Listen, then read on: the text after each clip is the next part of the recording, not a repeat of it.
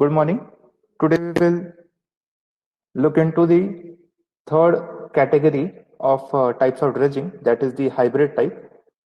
The first two types were, the first one was a mechanical dredging, in which the excavation and the extraction was done by some mechanical means or by using some mechanisms, and we have seen mainly the mechanisms include some arrangements of ropes and pulleys and winches.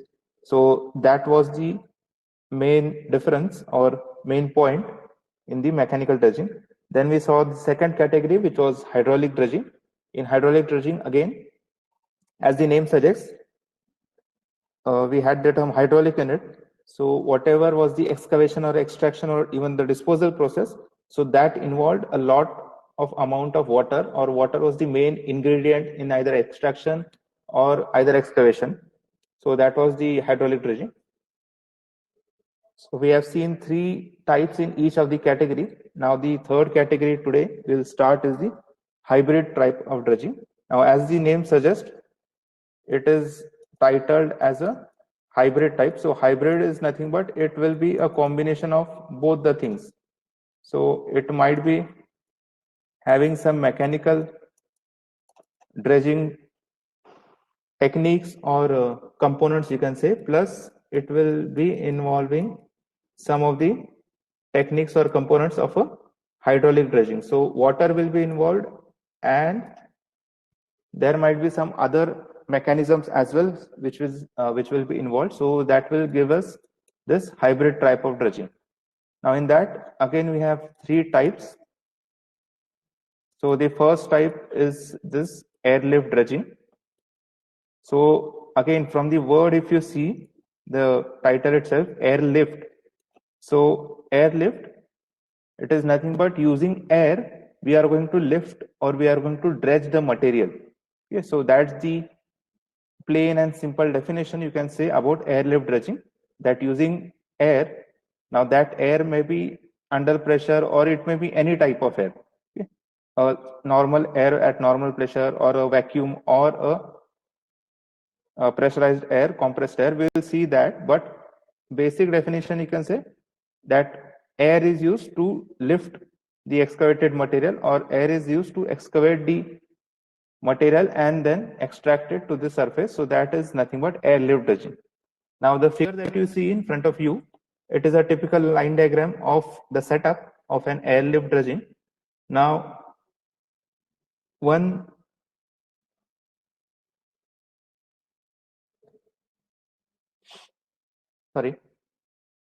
now one shortcoming from my side is that, or shortcoming of this method is that its whole setup, it is underwater.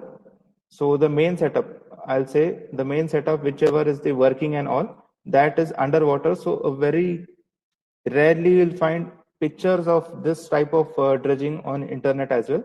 You may find a lot of videos, but pictures you'll not find. So that's a limitation from my side, that I couldn't include a lot of pictures. But then too, you'll understand this airlift dredging, okay, once you understand this working of this setup over here. Okay.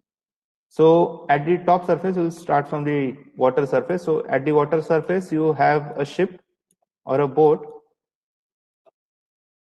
Okay. And then in that boat, what main component we have is a compressor. Now, as I told you, we are going to use the air. So the air, it will not be a normal air or with normal atmospheric pressure, but it will be a compressed air. So for that, we require a compressor, and that compressor is in the ship itself, which is floating on the water. Okay. Then you see one end of the compressor from the right side. If you see, follow the arrow.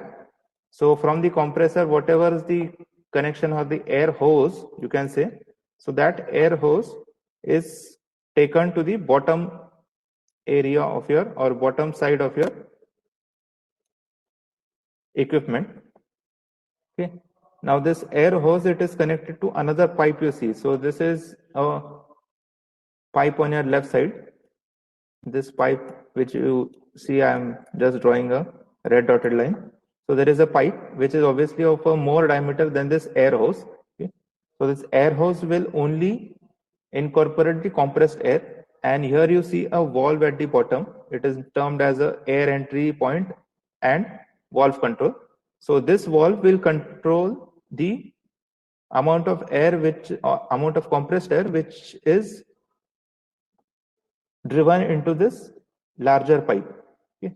Now once compressed air goes into this pipe, large pipe, so what will happen is there will be a pressure difference which is created outside in the water at the bed. There will be some pressure, okay? And then inside this pipe there will be a pressure, but that pressure will be a low pressure because the air which is pumped through this air hose, it is not a continuous air, but it is burst of air. Okay? By burst of air, what I mean is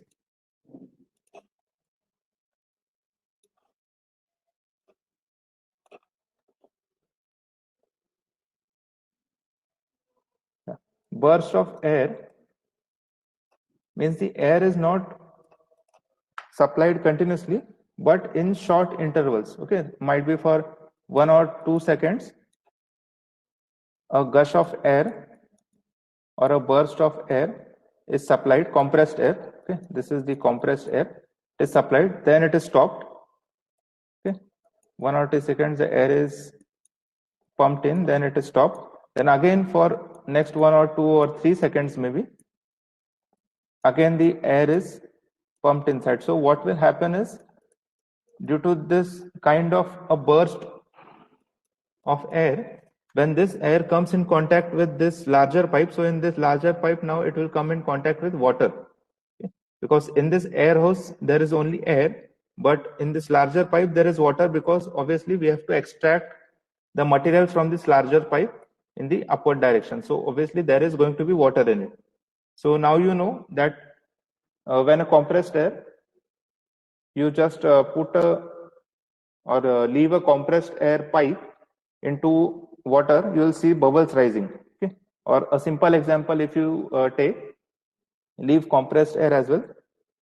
If you have seen a fish tank which is there at your home, so in that fish tank there is a small tube which is inserted, and through which continuous bubbles they rise. Okay? That is for maintaining the oxygen level or to keep the water oxygenated, okay? To keep the supply going on. So that same concept you try to apply here. Now instead of a continuous stream of air which gives you continuous stream of water bubbles, here you have in airlift dredging, you just have a gust of air or burst of air, okay, of 2 to 3 seconds, of a couple of seconds. And that gush or that burst of air, it is of a higher magnitude. Okay? Whatever is the rate at which the bubble size in the fish tank that you see, that is very small.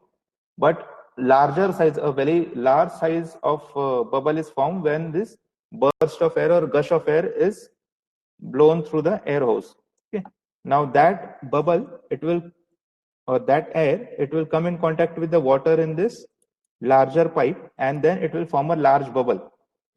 And if you say about the pressure difference, that will have that bubble, air bubble will be having a low pressure, okay, because there is just air inside and then it is surrounded by water. Okay, so that bubble will try to rise up. Now in the process of that bubble trying to rise up, what it will do is it will create a pressure difference. Whatever is the pressure outside this pipe, that will be a high pressure, and due to a bubble inside the pipe, say this is the pipe and then this is the large bubble or bubbles that are formed. Okay. Due to that, what will happen is there will be a low pressure on the upside of the bubble, and then there is a high pressure on the outer side near the bed area. Okay. So obviously you all know that air bubble, it tries to rise. It tries to rise because it tries to move from high pressure to low pressure. So that's why it tries to rise. Okay. And also there is air, so it is lighter than water, so it will try to rise. So in the process of this bubble going upwards, it will create a vacuum type of effect or pressure difference, due to which along with this air bubble, whatever is the loose material surrounded surrounding this pipe outlet, so that will also go in. Okay, so that is the loose material, I'll say. Okay. So that will also follow this air bubble, and then ultimately it will rise to the surface. So you can see now again compared to the picture. So now the air bubble has been formed. Whatever is this material over here, you can see it is a wreck that is written. I'll tell you why it is written as wreck. Okay. So it will rise up along with the bubbles, and then it will be taken into this cage. You see a cage over here. Now you will say that what's the point in collecting the material in a cage? Okay. So the reason for that is, if you see here at the bottom, it is not written as a dredge material or soil or sand. It is written as wreck. So generally, airlift dredging, it is not used to dislodge large quantities of soil or large quantities of material, as we have seen in the previous 6 types. So in the previous 6 types, we had seen that there is a lot of or volume of material, maybe in tens and 20s of meter cube, that is dislodged in one cycle.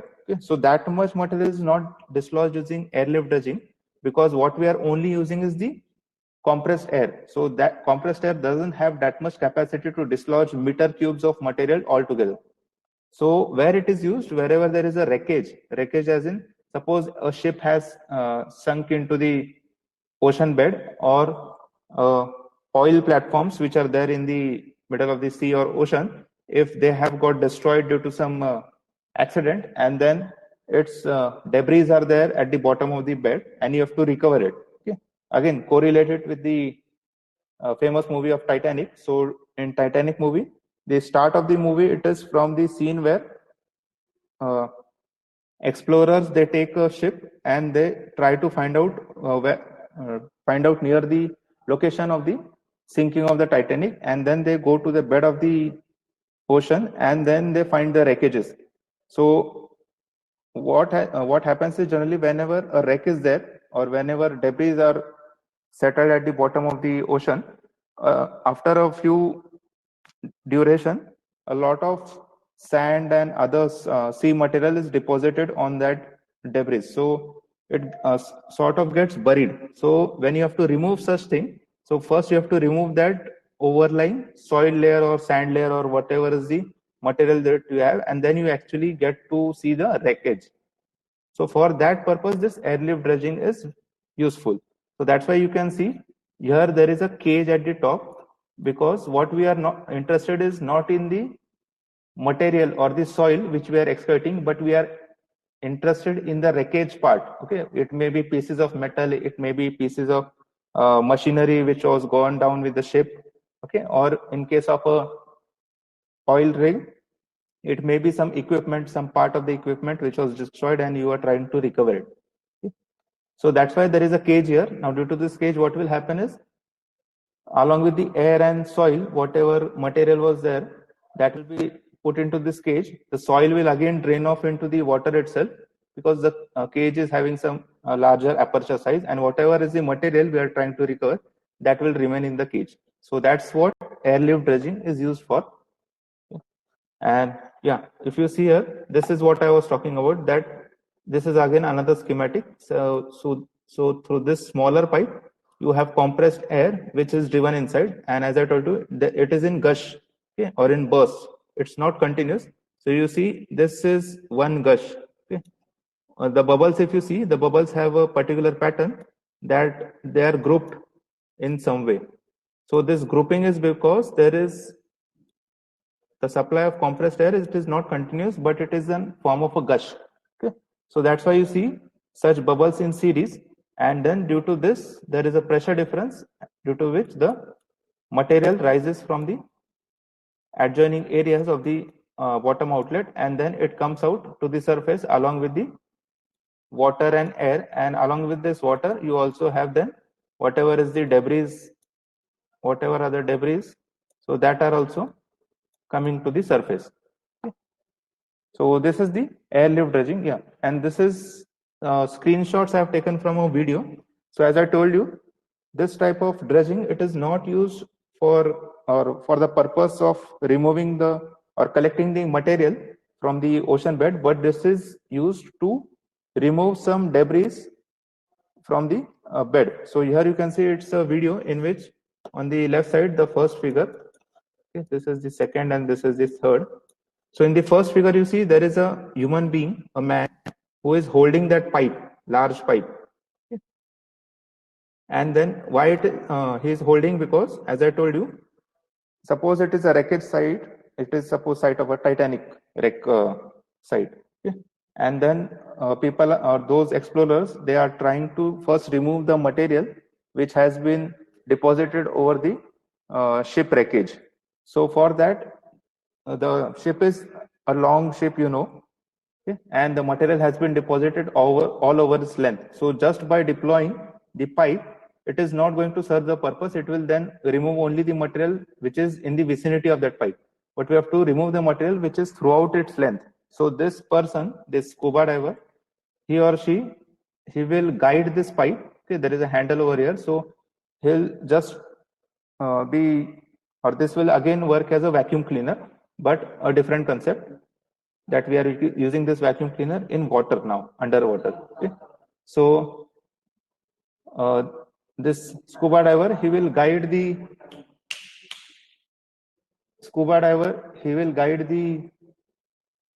pipe, and then the compressed air which is coming in through this pipe. There is a black color pipe, okay, here. So this is a smaller pipe and which is connected to this larger pipe. In this figure number 2, you can see it clearly. So this is that smaller pipe I am talking about, through which the air, compressed air from the top surface, it is blown inside or blown below. And this yellow, you can see here a yellow color knob. So this is the valve that I was talking about. Okay. So this valve will be operated by the scuba diver itself, who goes below along with the pipe. Okay. And once this valve is opened, then what will happen is air will be gushed inside this bigger diameter pipe, and then it will try to rise. And along with that, if you see in the second figure, there is a sort of a pit which has been created. Now this pit is because the material, it is being pumped into this larger diameter pipe. So that's why this pit has been formed. Okay. And in figure number 3, at the bottom right, if you see, now as I told you, this type of dredging, it is not mainly used for collecting the material, but it is more of a dislodging the material. We want to remove the material which is there at the bed, so that we can see what are the debris below it. So in this figure number 3, if you see, the pumped or the material which is dislodged from the bed, it is disposed in the water itself, but at a higher or at a level which is nearer to the water surface. Okay. So here you see, along with the water bubbles, you can see a lot of water bubbles, and then you can see a lot of sand. Okay. So our purpose was only to dislodge the sand, and that we have done. So this is the airlift dredging. Okay. It is, as I told you, it is application is to remove the material, sea material or sand or soil from the above the, which are deposited above the debris, or many of the times it is also used in the sea exploration or ocean exploration, okay, by the scientists who study the ocean and the ocean bed and different creatures on the ocean bed. So for that also this is used sometimes. Okay. So this is the airlift dredging. The second type of hybrid dredging is water jet dredging. Now again, you see, in first type, airlift dredging, we were using air for excavation purpose or dislodging the soil. In second, it is a water jet dredging. We are going to use exclusively water to dislodge the soil or dislodge the material. Okay. So that's why it's a hybrid type of dredging, that we are using combinations of air and water and other mechanical means. So in water jet dredging, what you have is you have a ring type of thing. If you see figure number 1 on the left side, right side is figure number 2. So left side figure number 1, if you see, you can see orange color ring over here, and then on those ring on the periphery you can see black color nozzles. Now what these nozzles do is they act as an outlet, and a very pressurized high pressure water jets are spread through these nozzles. Okay? And the force is so huge of this water jet that they are capable of dislodging the material on which they strike. Okay? So it's just like if you have seen a car wash. So in car wash, if the car is completely covered with mud and all, which is very commonly seen in this rainy season. So if that car is covered with mud and that mud has settled and it has become solid, so what they do is while washing the car, they don't just wash it by hand, but they spray a water jet, and that water jet is having enough power so that the soil or the mud which has been trapped over the or settled over the surface of the car, it gets removed.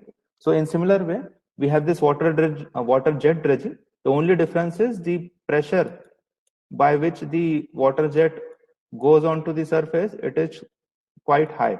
It is very much high than your pressure which I am talking about in the car wash. So obviously, application to application it varies. In car wash, we don't want to destroy the car, but we only want to remove the mud particles. So that's why the pressure which is used there is sufficient for that application. Over here, we want to actually dislodge the material, whichever is there. It may be a soil, it's sand, or compacted soil, stiff soil, okay, or loose kind of gravel or rock thing. So for that, you require high pressure, and that is achieved by this kind of assembly. And you can see it's not just one water jet. You have a nozzles everywhere, even at the periphery, even at the bottom. So there are nozzles in all directions which apply the required force, and due to that the material is dislodged. On the right side, figure number 2 also you can see. So it's a muddy kind of water you see, and then the water jet is working, okay, or it is doing its work of dislodging that material. So that's why you can see a muddy water below. Okay. So here is another example or type in which the water jet can be applied. So in all the 4 figures that I'm showing, 1, 2, this 3, and this 4. So the difference is the way in which the nozzles are arranged through which the water will gush out. So in the first one, if you see the orange one, so there was a ring. The nozzles were attached to the rings, also below and to the sides of the ring. Okay, so what the orientation or the direction in which the water jet was coming outside, it was from all directions, okay, vertical, inclined, vertical and inclined mainly. In this second type on the right side, if you see, it was the nozzles were attached in a radial formation. Okay, so the water jet was mainly radially outside, and some of the water jet was vertically downward. In this third type, again you see now here the inclined ones are less, but vertically downward water jets are more. And in this fourth type, you see it's vertically downward, but it is inclined inwards. So depending on what is the type of material, what is the force which will be needed to remove that material, you use different arrangements. So this fourth one, if you see, it is sort of giving me a concentrated type of water jet. So if I have to apply the hammer effect or excavate the material from a specific location, so there this fourth type will be useful. Okay, and if I have to work over a larger area, then this first type will be useful, in which the water jets are in all directions and spread over a larger area. And then intermediate will be this picture number 2 and 3, or arrangement number 2 and 3 that you see. Okay.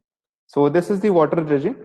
Now once the water jets are used to dislodge the material, you can see a lot of pipes which have been attached to this nozzle. So these pipes will then pump out the dislodged material, and then it will take out to the surface or disposal site. So it's again similar to the hydraulic dredging which we had seen, the cutter head or the horizontal auger, in which the cutter head did the work of excavation and then the suction pipe did the work of pumping out the material and water. So here it's the same. Only difference is instead of cutter head or instead of horizontal auger, we have a series of combination of water jets, different water jets, and then they are dislodging the material, and then the suction pipe is just pumping out the material to the surface. So this is the water jet dredging. And the last type in this hybrid type of dredging is the pneumatic dredging. Now, purposefully, you can see there is no picture or diagram for this because generally it is not used on a large scale or not even on a considerable scale. It is used only where you have a very soft cohesive soil. Very soft as in it's just you require a few pascals of pressure or few bars of pressure to just remove that excavate or remove the material from its bed. So very soft cohesive soils will only be suitable for this pneumatic dredging. Now what is there in this pneumatic dredging is it is having a compartment or a box kind of thing which is watertight obviously, and then there are walls in it. Okay, so you can say, if I just redraw the diagram.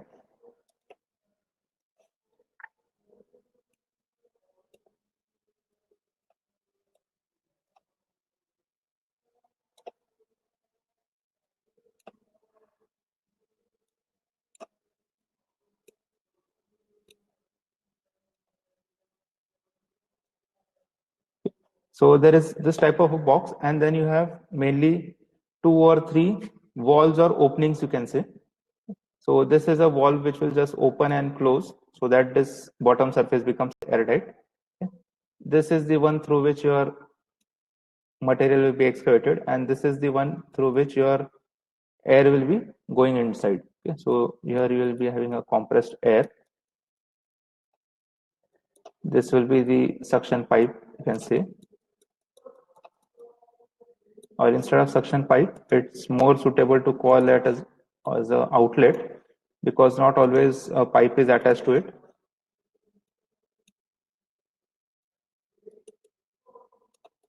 And this is the wall.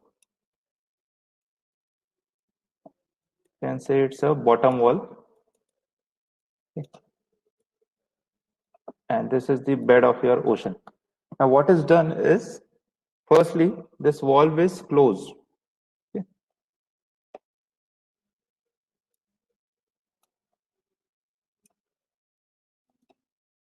Okay, initially this valve is closed.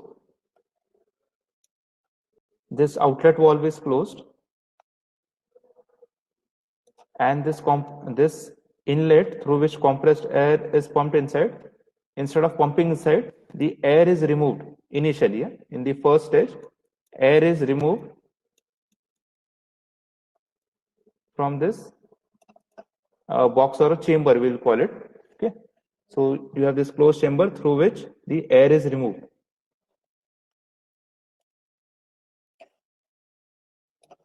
Okay. Now when you remove air from a closed chamber, okay, we have sealed all its other openings and only one opening is working, and through which the air is pumped out. Okay. So obviously there will be a vacuum created inside.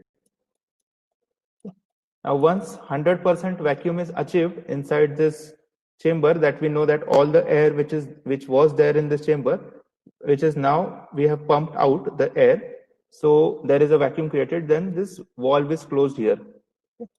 Now what is there, or what do we have is, at the end of step 1 is we have removed all the air from the chamber and there is a vacuum inside.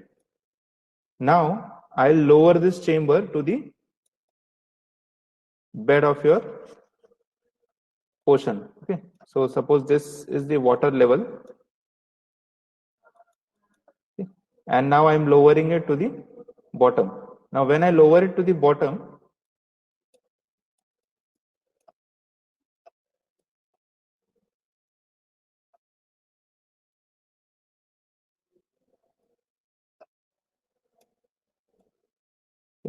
When I lower it to the bottom, what will happen is there is a vacuum inside. Now, using this outlet valve, using this outlet and this inlet, I'll say.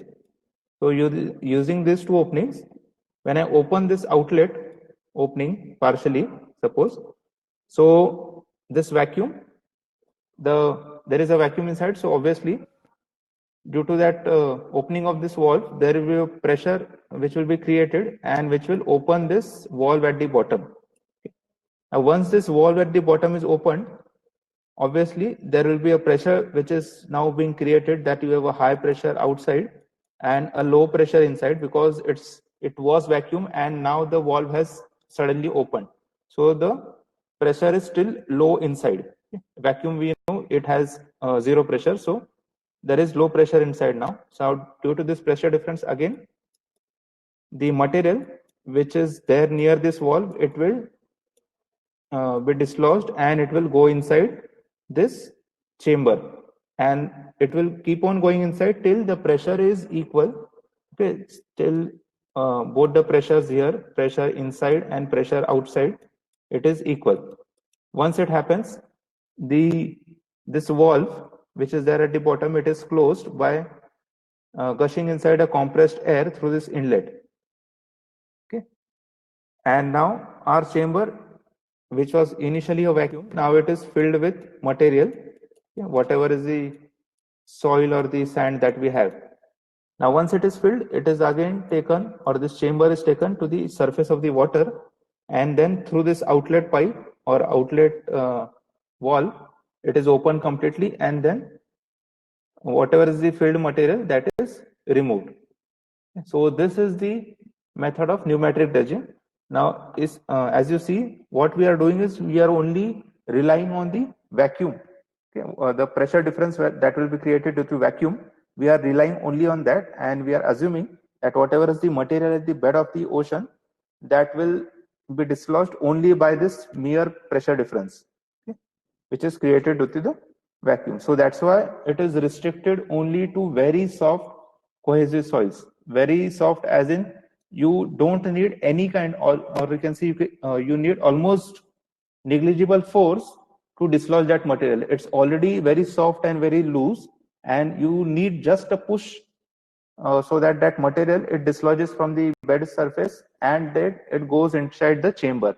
So for that, this vacuum that we have created, that helps. Okay. So this is with the pneumatic dredging, and this is also with all the, or this is the end where we finish our discussion related to the types of dredging. Okay. So just to give you a glance of all the types that we have seen. Okay, so we started with the mechanical type of dredging. In that we saw the grab or clamshell, the ladder and bucket, ladder or bucket, and the excavator and open type. Okay. So grab dredging, it was something like this. Then we had seen ladder bucket, in which there was series of buckets which are attached to a conveyor belt type of thing, and they formed a ladder and it was continuously moving. So we had a ladder or bucket type of dredging. And then we had a excavator or open kind of dredging, in which excavator that we use for excavating the earth on the land, we use the same excavator into the water. Okay. So we can use this for a shallow depth. Then we saw hydraulic type of dredging, in which water was the main component which was involved in either excavation or extraction or disposal process. So in that we first saw cutter head. Then in cutter head we saw the details that what all components are involved. Then the horizontal auger, it is very similar to cutter head. The only difference is the cutting tool that is there at the end. So instead of cutter head, in which there was a tool having a small area, so in horizontal auger you have a auger which is placed horizontally, and over that spiral curves of that auger we have cutting teeth. Due to this, the area of dredging, it increases. And then we saw the third type in hydraulic dredging, that is suction dredging, which it is just acting like a large vacuum cleaner. Okay? And with the simultaneous movement of your drag head as well as the suction effect, there is removal of your material. And then today we saw the three types in hybrid dredging. One is the airlift, in which only by a burst of air or gushes of air, which are produced using the compressor, those gushes are then used or inserted in a large pipe, and then due to the pressure difference, along with the air, the sand also gets displaced, or the material which is there at the bed, it gets displaced. Then we saw the second type is water jet, in which many water jets which is having a high pressure, they are introduced, or they are pumped outside, or they are thrown over the surface to dislodge the material, and then using a suction pipe you can remove the excavated or dislodged material. And then in the third type we saw pneumatic dredging, in which what we do is we take a chamber and then initially we vacuum it, or we create a vacuum inside the chamber. We lower that chamber, we start releasing the vacuum, or we start increasing the pressure, and due to this pressure difference, the material which is there at the bottom, it goes inside the chamber, and once the pressure is equal, then the valve, it gets closed, and then you can lift the whole chamber and then take it outside to the surface of the water, and then you can remove the material. So this is all with the types of dredging. In the next lecture, we'll see a short topic related to barges, and then we'll start with dewatering techniques.